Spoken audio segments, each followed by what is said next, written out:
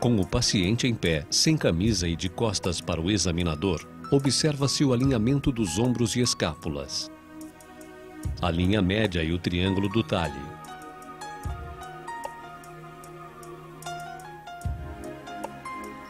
Em seguida, pede-se ao paciente elevar ambos os membros superiores, deixando-os paralelos ao solo. Pode-se, então, observar se as lordoses cervical e lombar estão compensadas pela cifose torácica ou não. Finalmente, o examinador observa a presença dos músculos peitorais, o alinhamento dos mamilos e eventuais deformidades da caixa torácica.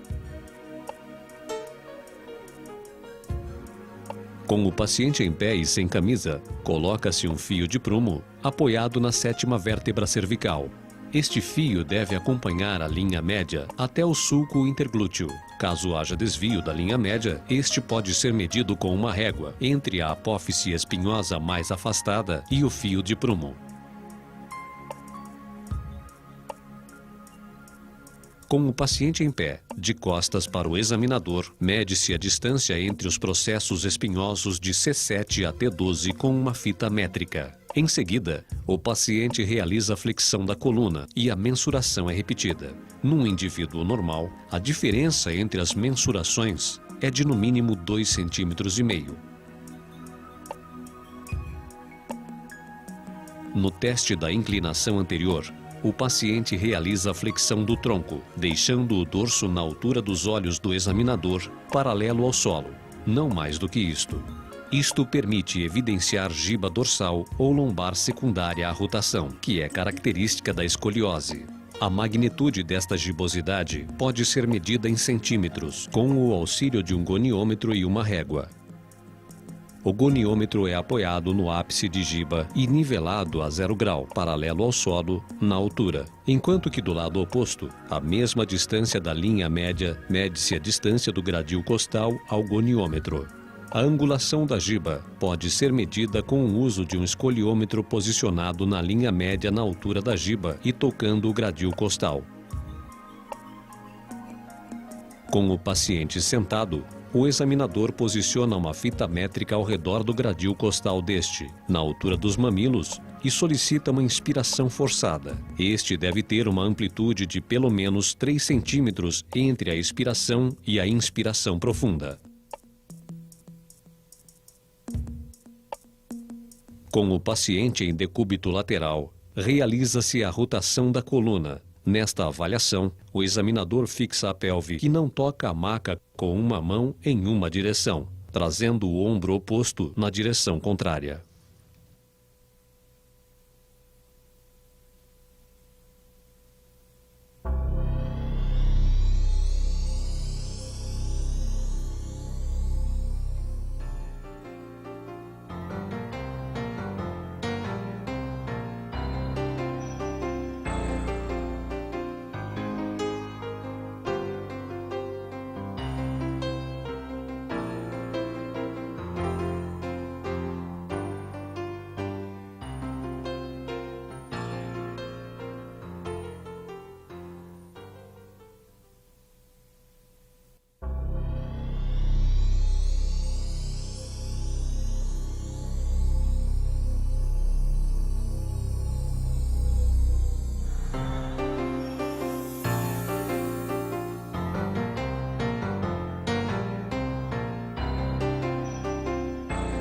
O movimento de flexão varia de 40 a 60 graus.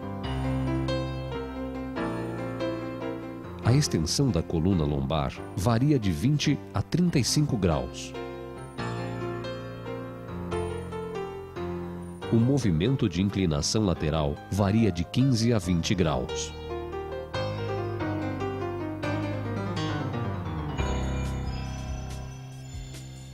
A rotação varia de 3 a 18 graus. A amplitude dos movimentos da coluna lombar apresenta variações com a idade e sofre influência da flexibilidade das articulações e do grau de alongamento dos músculos isquiotibiais.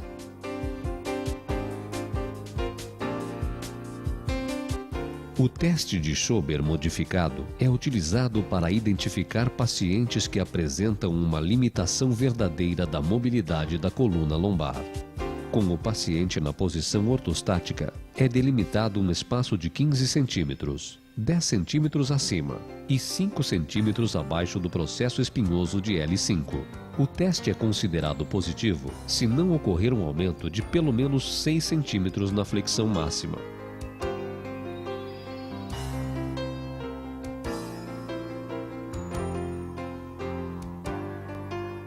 No teste de Lazeg, fletimos o joelho e o quadril do paciente em 90 graus e, em seguida, realizamos a extensão progressiva do joelho. O paciente refere dor entre 35 e 75 graus de extensão. Nos casos de hérnia de disco L4 e L5, L5 e S1, o paciente apresentará os sintomas das crises de dor. O teste de estiramento do nervo femoral é realizado pela flexão passiva do joelho. O aparecimento de dor na região lombar, nádegas ou coxas pode indicar a compressão de raízes de L2 e L3. O teste de Patrick-Fabry é realizado com o paciente em decúbito dorsal, joelho e o quadril fletidos, sendo o pé apoiado sobre o joelho contralateral. A pelve é estabilizada com uma das mãos, enquanto a outra exerce pressão sobre o joelho. Quando o teste é positivo, o paciente irá apresentar dor na sacroiliaca, que se está testando.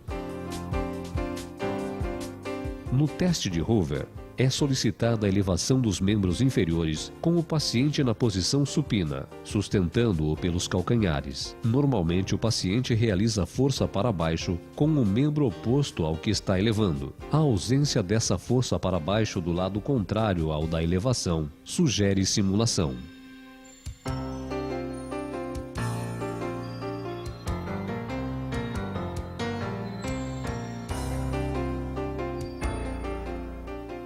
O nível L2, L3 deve ser pesquisado com a perna do paciente em discreta rotação externa e com o joelho fletido, por meio da percussão dos dedos sobre a musculatura adutora. O nível L4 é verificado percutindo-se o tendão patelar do paciente, que apresenta uma extensão súbita da perna. O nível S1 pode ser avaliado percutindo-se sobre o tendão de Aquiles.